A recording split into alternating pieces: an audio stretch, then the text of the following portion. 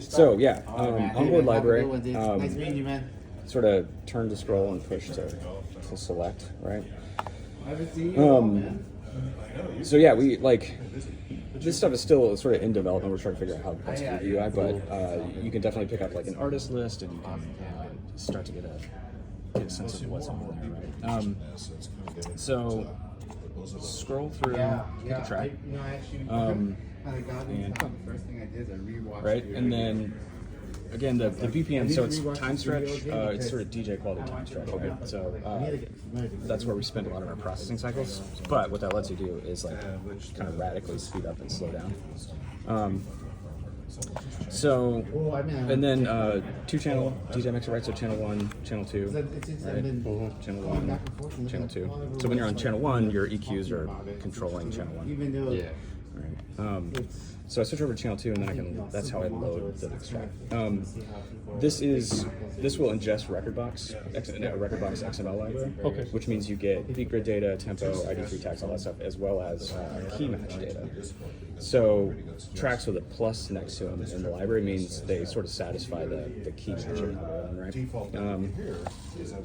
So then it's just sort of, we're on track 2, so when I hit play, like I can go ahead and start the playback, right? I think that's a very good. The other thing is and it's scrubbed to, because it's synced, the jog wheel scrubs while you're playing, right? Yeah, so then, yeah, we go to town on it. Right? It's Big just, DJ, AV, all that stuff. yeah, right? yeah, because we put a filter. So, yeah, like that's kind of the sort of baseline DJ use case.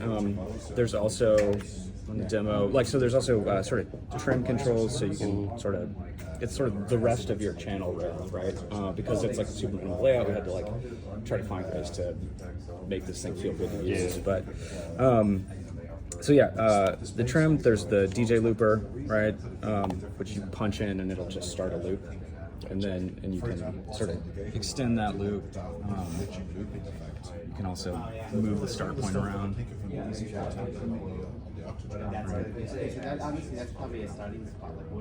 So those are, yeah, again, that's the DJ stuff.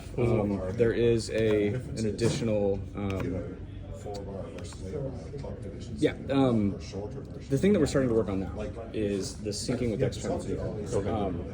And basically what we're starting to do is we're trying to figure out how to do the UI such that it still feels musical to play it, right? We're trying to avoid a situation where it feels like you're like submitting a report or something to like set up your thing. It should feel like you can just sort of loop in and remix. So we're still playing around with that, but one of the things that we are starting to do is being able to send a clock out. So this thing is 2 stereo outs and 2 stereo inputs, right? So stereo out 1, stereo out 2, stereo in 1, stereo out 2. All of the sort of internal routing thing is totally configurable, right? So you can sort of move signals around, you can put stuff through the decks, you can bypass the decks, and figure out where the outputs go, right? So one of the things that you can set up is the ability to send out a clock on one of the channels, right? So I can start clocking a step beat, and that clock will stay synced with whatever the playback is, right? The idea is that you want to be able to sort of stay synced with whatever you're doing. So right now it's send only, but ultimately we'll be able to take the clock in. Right. So yeah. And then patch that up. But what then happens is the audio, you route the audio back in, and you can internally sort of decide on. You can decide the routing where the audio goes, right? So you can put it back. You can put it in the back of one of the decks where you get the EQ and the effects channel and stuff.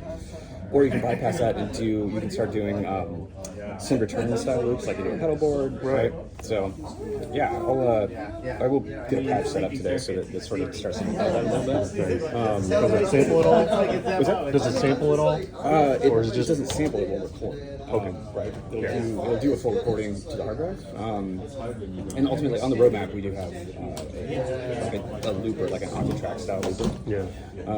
Which, yeah, like to me, it's a different workflow than sort of your 404 style sampling, right? Like it's not necessarily meant for production; it's more meant for live stuff, right?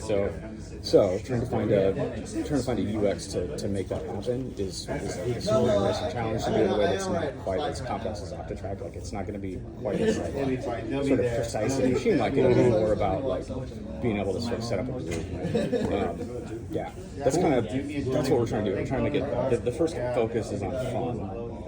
And then, and the reason for that is because it's sort of it keeps us small. It keeps us from like trying to take up too much space on the thing, and it keeps us so that we don't need too much of your headspace to get us to work really well, so that you can focus on it. Right? Like if you're a synth performer, the DJ stuff you're doing because you're trying to get a transition. You're trying to get bring in a remix. You're trying to do a transition. Like, it's not necessarily what you're getting is out there. So we're trying to observe that and make sure that this actually helps. Sure. How much storage does it have inside? 32 gig internal drive.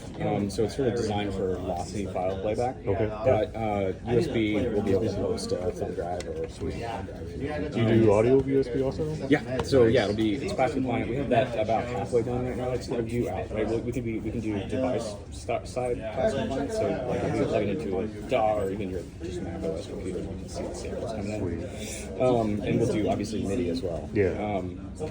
But ultimately, what we're going in order to host a thumb drive, we have to have USB host mode turned on, which means we have to sense current output. So at that point, once we're doing that, we can power it, which means like an Electron, Digitac, we could plug it in there and load it to USB, right? Like we can actually